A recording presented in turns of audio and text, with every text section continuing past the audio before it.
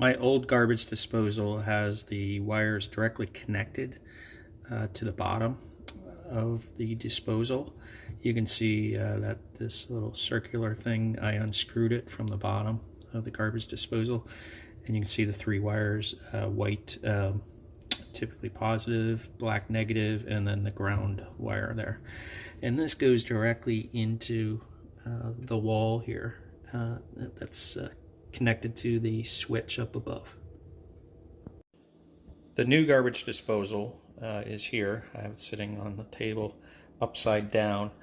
This is actually the same exact model as the replacement, but the power connection is different. They have it already a power cord on it, and it's hardwired into it, and you can see that it has a plug that you plug into a regular wall outlet. And if that is used for a regular wall outlet, you need to have that outlet connected to the switch. So, but I don't want to put in a new outlet into below the sink here. I'd rather hardwire it into the wire that already is coming out of the wall. I purchased an InSinkerator Badger 5 garbage disposal. As you can see, it says power cord attached. This is actually the same model number, at least Badger 5 is the same as the old disposal that I just removed from underneath the sink. What is interesting is the instructions for this Badger 5 power cord attached. For the electrical connections, it actually is not showing the power cord. It's showing that you should hardwire it to the cable coming out of the wall. So interesting that the instructions are not appropriate for the product that I purchased. There are two ways that you could hardwire it to the cable coming out of the wall. You could actually probably cut this plug off, just have the cord and do some stripping of the wires and connect it to the electrical wires coming out of the wall. I'd rather hook the wires directly up to the wires at the base of the disposal. So I'm going to try to remove this little cap here on the top to see if I can get the wires exposed. There's a little metal ring, a C-ring, that is around the base of the disposal below this black cap here, and it looks like you can pull this out.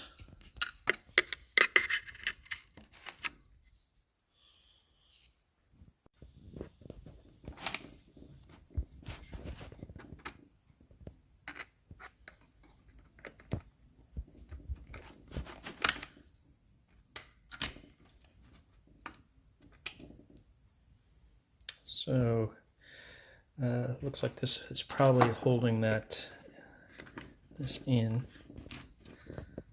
I was still not able to get this this plug out of the bottom of the disposal, so I went to the brute force method. So I was using a chisel and a hammer to break this cap, and this is what it looks like inside here.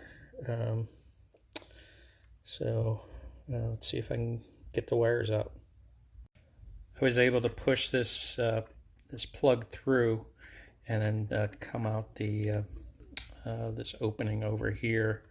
It looks like there are tabs on the side of this, so maybe if there's some way that you could push those tabs, you could pull them through. I don't know.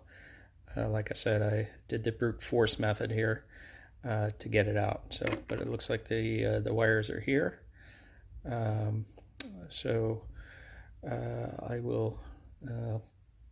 Looks like I'll cut these wires off and connect them to the hardwire.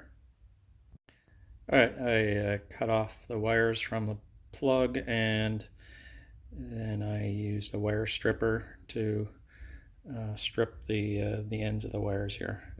Look like the 14 gauge is probably the best hole for it with the wire strippers. So this is the little screw attachment that was used previously by the old disposal. It looks like the hole might be the same size here that I can screw this in. So that looks good. So I will try that later. So I connected the wire from the wall to the wires from the disposal. You can see I connected black to black and white to white. I will now try to push these through that hole. So these are stored inside, and you can see I already pushed the ground wire through the hole, and it must connect to this green screw here, the ground wire here.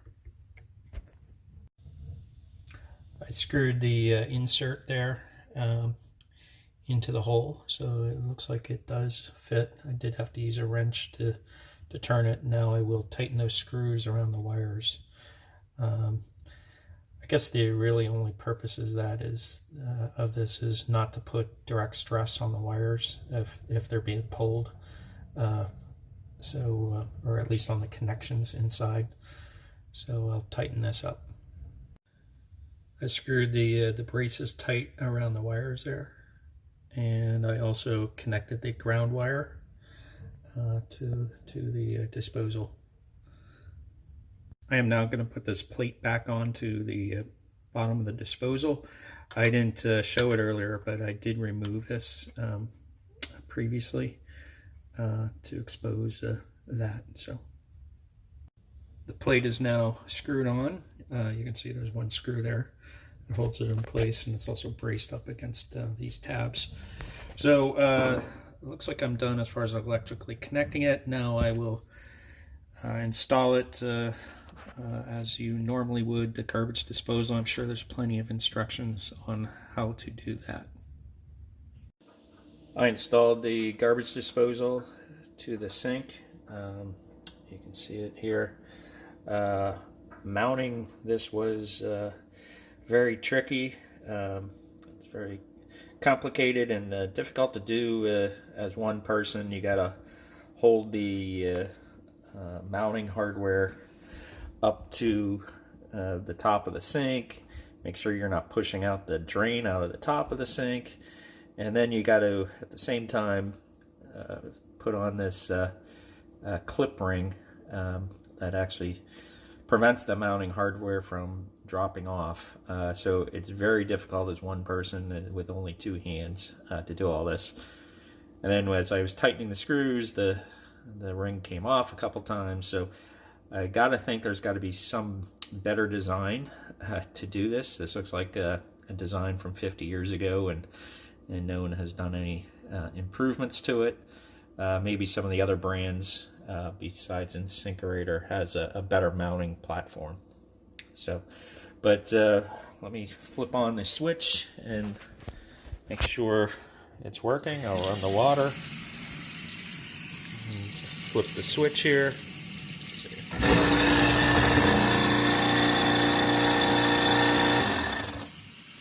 So it's working. It seems quite loud, so louder than I would expect, but I'll check it out and hopefully everything's fine with that. So I hope you enjoyed the video. Talk to you later. Bye.